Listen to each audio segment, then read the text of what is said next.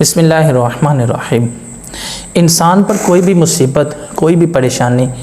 کوئی بھی آزمائش رب تعالیٰ کی طرف سے نازل ہوتی ہے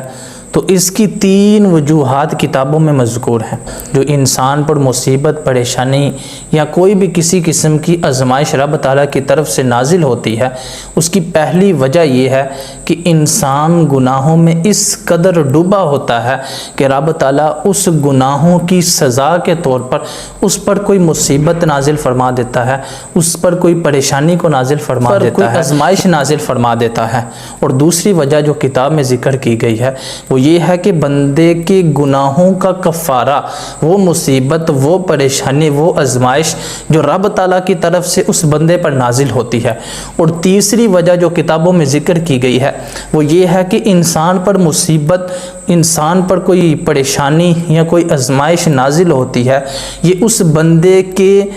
درجات کو بلند کرنے کے لیے نازل ہوتی ہے۔ اور ان 3 وجہوں کا کیسے پتہ چلے گا کہ یہ جو مصیبت نازل ہوئی ہے یہ درجات کو بلند کرنے کے لیے نازل ہوئی ہے، یا یہ جو مصیبت نازل ہوئی ہے یہ گناہوں کے کفارے کے لیے نازل ہوئی ہے، یا یہ جو مصیبت رب تعالیٰ کی طرف سے یا آزمائش رب تعالیٰ کی طرف سے اس بندے پر نازل ہوئی ہے یہ گناہوں کی سزا کے طور پر اس بندے پر نازل ہوئی ہے، یہ کیسے پتہ چلے گا؟ تو اس کی پہچان کا طریقہ بھی کتاب میں مذکور ہے کہ سب سے پہلی وجہ کہ بندے پر جو مصیبت نازل ہوئی ہے وہ اس کے گناہ کی سزا کی وجہ سے نازل ہوئی ہے۔ جو اس نے گناہ کیے ہیں بطور سزا اس پر یہ مصیبت نازل کی گئی ہے۔ اس کی پہچان کا طریقہ یہ ہے کہ جب اس پر یہ مصیبت نازل کی گئی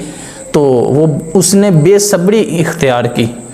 اور رب تعالیٰ سے اعتراضات کرنا شروع کر دیا کہ اللہ تعالیٰ نے اس سے کوئی نعمت کو چھینا تو وہ بے صبر ہو گیا، اور رب تعالیٰ پر معاذ اللہ ایسے اعتراضات کرنا شروع کر دیا کہ جس کے ذریعے انسان اسلام سے کفر کی طرف منتقل ہو جاتا ہے۔ اور وہ مصیبت جو انسان کے گناہوں کا کفارہ بنتی ہے اس کی علامت یہ ہے کہ جب رب تعالیٰ کسی بندے پر کوئی مصیبت نازل فرماتا ہے، کوئی نعمت کو چھین کر اس کو آزمائش میں ڈالتا ہے تو اس کی پہچان کا طریقہ یہ ہے کہ وہ کیسے گناہوں کا کفارہ بنتی ہے کہ وہ بندہ جس پر یہ مصیبتیں نازل ہوئی ہیں وہ بندہ صبر اختیار کرتا ہے اور رب تعالیٰ کی بارگاہ میں کسی قسم کا کوئی اعتراض نہیں کرتا، بلکہ اللہ تبارک و تعالیٰ کی رضا پر راضی رہتا ہے۔ اور وہ مصیبتیں جو درجات کو بلند کرنے کے لیے رب تعالیٰ کی طرف سے اس بندے پر نازل کی جاتی ہیں اس کی پہچان کا طریقہ یہ ہے کہ وہ بے صبر نہیں ہوتا، صبر کا مظاہرہ کرتا ہے، رب تعالیٰ پر اعتراضات نہیں کرتا، اور بلکہ اس مصیبت کے ذریعے وہ عبادت میں مزید مغن ہو جاتا ہے،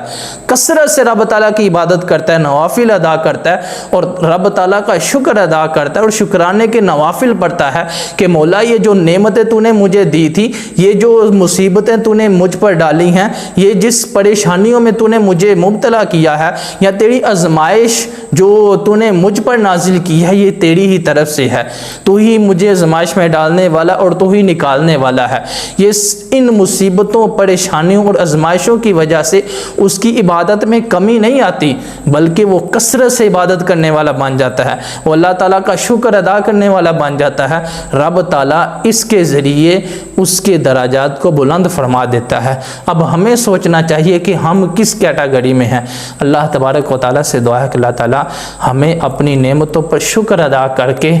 کثرت سے عبادت کرنے کی توفیق عطا فرمائے۔ آمین بجاہ النبی الامین۔